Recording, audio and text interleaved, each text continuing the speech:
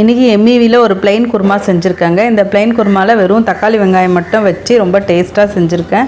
இது வேறு எந்த காய்கறியும் போட தேவையில்லை. இட்லி தோசை எல்லாத்துக்குமே ரொம்ப நல்லாயிருக்கும். வாங்க கிச்சனுக்குள் போகலாம். நம்ம சேனலை சப்ஸ்கிரைப் பண்ணாதுங்க, சப்ஸ்கிரைப் பண்ணிக்கோங்க. பெல் பட்டனை ப்ரெஸ் பண்ணுங்கள். அப்போ தான் நம்ம போடுற சமையல் வீடியோ உங்களுக்கு வரும்.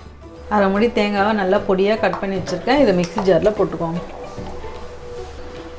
உடச்சக்கல்ல ஒரு ஸ்பூன், இது கொஞ்சம் திக்னஸ் கொடுக்கும், நல்லாவும் இருக்கும் குருமா. அதுக்கு இப்போ இதை போட்டு நம்ம அரைச்சி எடுத்துகிட்டு வந்துட போகிறோம். கடாயை எடுத்து வச்சுட்டு இப்போ ஒரு 3 ஸ்பூன் எண்ணெய் ஊற்றிக்கணும். எண்ணெய் காஞ்சதும் சோம்பு, லவங்கம், பட்டை, இலை இதை போட்டுருவோம். வெங்காயம் பொடியாக அரிஞ்சிருக்கேன்.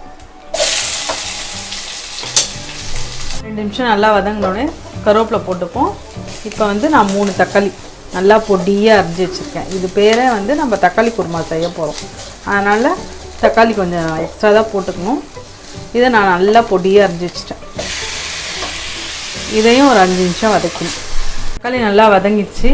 அதுக்கப்புறம் குழம்பு மிளகாத்தூள் 2 ஸ்பூன் போட்டுறேன். நல்லா இந்த மிளகாத்தூள் இந்த தக்காளியிலே கிளறி விட்டுக்கோங்க. இப்போ தண்ணி நல்லா ஒரு டம்ளர் போல் ஊற்றிக்கோங்க. இதை நல்லா கொதிக்கணும். ஒரு 5 நிமிஷம் மூடி போட்டே கொதிக்கட்டும். இந்த மிளகாத்தூளோட ஸ்மெல் போகணும். நல்லா மிளகாத்தூள் நெடிலாம் போயிட்டுருக்கோங்க. கிளறி விட்டுக்கோங்க. இப்போ நம்ம அரைச்சி வச்சோல்ல அந்த தேங்காவை இதில் போட்டுருவோம். மிக்ஸி ஜாரில் இருக்கிறதையும் நம்ம கழுவி ஊற்றிக்கலாம். இப்போ இதையும் இன்னும் கொஞ்சம் தண்ணி வேணுன்னா கூட எக்ஸ்ட்ரா ஊற்றிக்கலாம். இன்னொரு அரை டம்ளர் தண்ணி ஊற்றிக்கோங்க. ரொம்ப குருமா திக்காக இருக்குது.